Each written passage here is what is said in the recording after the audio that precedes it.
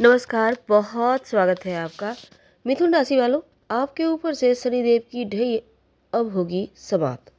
लेकिन उसके पहले हम समझते हैं कि 2023 में जब आपकी ढैया समाप्त होगी तो साल की शुरुआत कैसी है और कैसा रहेगा पूरा साल आपके लिए, जब शनिदेव जाएंगे अपने ही घर कुंभ राशि में और देंगे वरदान। तो कौन सा वरदान आपको प्राप्त होगा, चलिए जानते हैं विस्तार से। वीडियो के अंत तक बने रहें और ये प्रेडिक्शन चंद्र राशि पर आधारित है। तो मिथुन वालों, सबसे पहली बात देखिए, जो साल 2023 है, शुरुआत बहुत ही शुभ योगों में होगा। अश्विनी नक्षत्र में शुरुआत हो रहा है, कन्या लग्न है, मेष राशि है इस दिन, और सुबह शिव योग और सिद्धि योग बना हुआ है। इसके बाद सर्वार्थ सिद्धि योग भी बनेगा। तो 2023 की शुरुआत में शनिदेव मकर राशि में है, आपकी ढैया है। लेकिन 17 जनवरी को कुंभ राशि में जैसे ही जाएंगे तो आपके ऊपर से शनिदेव की ढैया समाप्त हो जाएगी। तो यहाँ पर देखिए मिथुन वालों, जब आपकी ढैया समाप्त होगी तब क्या होगा, क्योंकि देखिए जब कुंभ राशि में शनिदेव बैठेंगे तो वहाँ से तीसरी, सातवीं और 10वीं दृष्टि पड़ेगी। तो ऐसे में मिथुन वालों देखिए, साल के जो पहला दिन है ना, वो बहुत ही शुभ है। और इसलिए इस नक्षत्र, चूंकि केतु यहाँ पर अश्विनी नक्षत्र है और इस नक्षत्र के देवता केतु है, तो जो तिलस्मी ग्रह है, मायावी ग्रह है, अध्यात्म और मोक्ष के कारक ग्रह है, तो केतु यहाँ से आपके लाइफ में बहुत बड़ा बदलाव करने वाले हैं।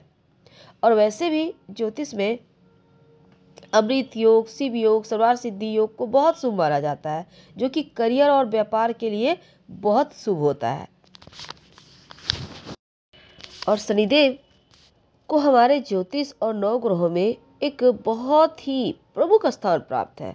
इन्हें न्याय का देवता कहा जाता है और ऐसा माना जाता है कि शनिदेव जिस पर प्रसन्न हो जाए उसे रंक से राजा बना देते हैं, यानी रातों रात भाग्य बदल देते हैं। और जिन पर उनकी क्रूर दृष्टि पड़ती है ना, उस व्यक्ति की मुसीबतें बढ़ जाती है।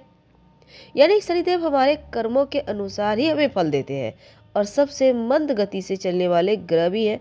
वैसे तो एक साल एक राशि में करीब 2.5 साल रहते हैं शनिदेव।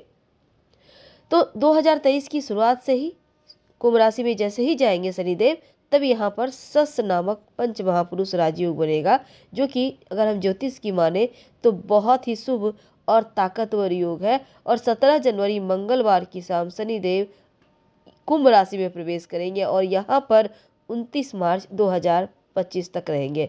तो 30 साल के बाद शनिदेव अपने ही राशि कुंभ राशि में आएंगे। तो ऐसे में आप मिथुन वालों 29 मार्च 2025 तक आपके जीवन पर इसका क्या प्रभाव पड़ेगा, आज हम आपको यही विस्तार से बताएंगे। और जैसे ही आपके ऊपर से ढैया समाप्त होगी तब क्या होगा, क्योंकि अभी से जो आपके लाइफ में अभी तक पूरे 2.5 साल से जो ढैया का प्रभाव था, जो एक सर पे एक बहुत बड़ा लग रहा था जैसे बोझ है, या फिर ऐसा कह सकते हैं कि भारीपन सा था, वो समाप्त होगा।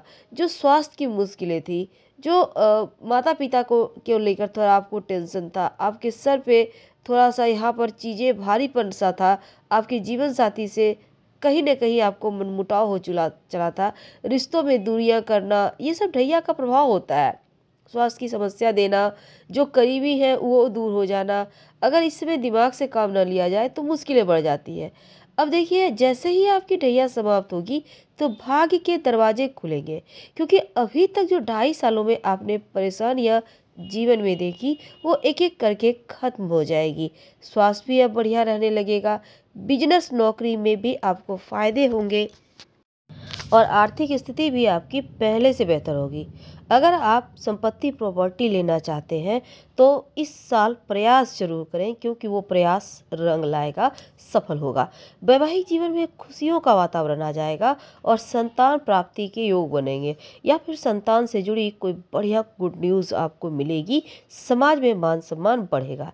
लेकिन थोड़ा सा सावधान कब रहना है, 17 जून से 4 नवंबर के बीच जब शनिदेव वक्री अवस्था में आएंगे, तब इसमें थोड़ा सा आपको ध्यान रखना है।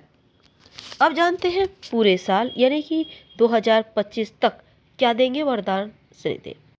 तो मिथुन वालों, वरदान क्या मिलेगा 2025 तक? देखिए,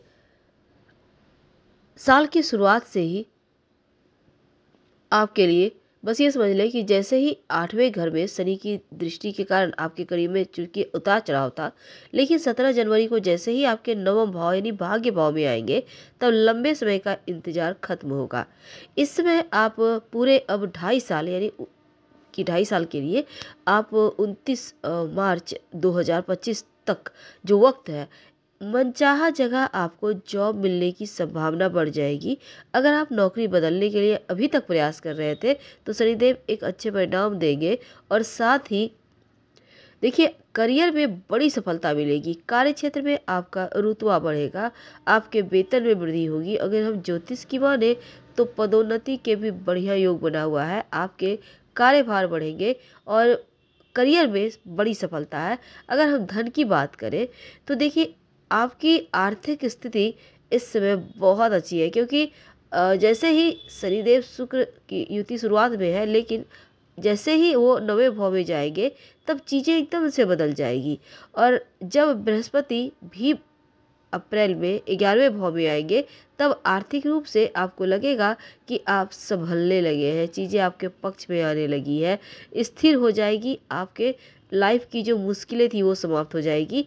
और इस समय बड़ा लाभ होगा 2023 के अप्रैल से लेकर अगस्त तक के बीच। उसके लिए आप तैयार रहें, हार्ड वर्क करें। और थोड़ा सा सितंबर, अक्टूबर, नवंबर, ये 3 महीना जो है वो बैंक बैलेंस बढ़ाने वाला महीना है। दिसंबर का महीना भी बैंक बैलेंस बढ़ाएगा। जो विद्यार्थी हैं उनके लिए 2023 कई मायनों में बहुत खूबसूरत है, क्योंकि देखिए, शुरुआत में केतु आपके 5वें भाव में है। भले ही विद्यार्थियों के लिए थोड़ा परेशानी हो, लेकिन जैसे ही देखिए यहाँ पर 11वें भाव में राहु का प्रभाव है और देवगुरु भी आ जाएंगे यहाँ पर अप्रैल में। और शुरुआत में 17 जनवरी को जैसे ही भाग्य भाव में आएंगे शनिदेव, तब क्या होगा, जनवरी से लेकर अप्रैल तक का जो वक्त है, खासकर उच्च शिक्षा प्राप्त करने के लिए जो विद्यार्थी है उनके लिए बहुत अच्छा है। पढ़ाई लिखाई विदेश जाकर करना चाहते हैं तो भी अच्छा है। और खासकर जो बोर्ड एग्जाम, 10th का एग्जाम या फिर 12 का एग्जाम देने वाले विद्यार्थी हैं, उनको बड़ी सफलता मिलने वाली है। तो आप पढ़ाई भी कीजिएगा, ये नहीं कि ज्योतिष भविष्यवाणी हो गई तो हो गया, नहीं, पढ़िए, गायत्री मंत्र भी पढ़िए, ताकि आप सही समय पर सही डिसीजन ले पाए और मुश्किलों से बच पाए। प्रेम जीवन की बात करें तो 2023 से ही आपके लाइफ में बस ये समझ लें कि थोड़ा सा उथल पुथल होगा, लेकिन 22 अप्रैल को बृहस्पति जैसे ही 11वें भाव में जाएंगे, आपके 5वें 7वें भाव पर दृष्टि डालेंगे, तो थोड़ा सा सुधार होगा रिश्तों में। प्रेम विवाह के लिए योग बनेंगे, आप उनको प्रपोज कर सकते हैं। लेकिन अगर हम स्वास्थ्य की बात करें तो देखिए, यहाँ पर शनिदेव के परिवर्तन के साथ ही आपके स्वास्थ्य संबंधी मुश्किलें समाप्त हो जाएगी। और साथ ही यहाँ से सलाह ये दी जाती है कि अगर कोई भी मुश्किल है तो तुरंत डॉक्टर के पास आप जाइए, चीज़ों को बढ़ाइए मत। अब यहाँ जैसे 11वें भाव में देवगुरु भी आएंगे, तब आपका बेहतर हो जाएगा, स्वास्थ्य बहुत अच्छा हो जाएगा। अभी तक जो मुश्किलें झेली है वो समाप्त हो जाएगा, चीज़ें आपके पक्ष में आने लगेगी। तो विद्यार्थियों के लिए आपका ध्यान पढ़ाई से बिल्कुल भी नहीं भटकेगा, आपके लिए बहुत अच्छा समय है। जनवरी, फरवरी, मार्च में आप विदेश में यानी घर से दूर एडमिशन भी ले सकते हैं। वैवाहिक जीवन की बात करें तो देखिए, आपका विवाह होने का योग है। अगर आप अविवाहित हैं और विवाहित हैं तो अप्रैल के बाद संतान प्राप्ति की प्रबल संभावना बनेगी और नए प्रेम संबंध में जाने के भी योग है। कारोबार में आप जॉब बदलना चाहते हैं, 17 जनवरी के बाद ही आप इसमें आपको प्रयास करना है। और 22 अप्रैल के बाद धन बढ़ता जाएगा, यानी आपके भाग्य के द्वारा कर्म की वृद्धि होगी और वही चीज़ें आपके वाहन, घर की प्राप्ति का सपना भी पूरा कराएगा। तो स्वास्थ्य के मामलों में थोड़ा सा से पेट की समस्या से बचिएगा, क्योंकि गुरु राहु एक साथ होंगे, तो थोड़ा सा ध्यान रखिएगा। क्या करेंगे, देखिए, रोज दिन की शुरुआत हनुमान चालीसा पढ़कर करें और माँ दुर्गा को 2 लौंग रोज अपने घर में ही तस्वीर के सामने उनके अर्पित करें और अगले दिन उठाकर उसको खा लें। फिर अगले दिन अर्पित करें, उसके अगले दिन खा लें। ये कोई भी अर्पित कर देगा, कोई भी उठा के आपको दे देगा, आप खा सकते हैं। सुख समृद्धि बढ़ेगी, शत्रु शांत रहेगी, मुश्किलें आसान हो जाएगी। तो हम आपसे विदा लेते हैं। जानकारी अच्छी लगे तब लाइक कर सब्सक्राइब करें, अपनों से शेयर करें और कमेंट में हर हर महादेव जरूर लिखें। धन्यवाद।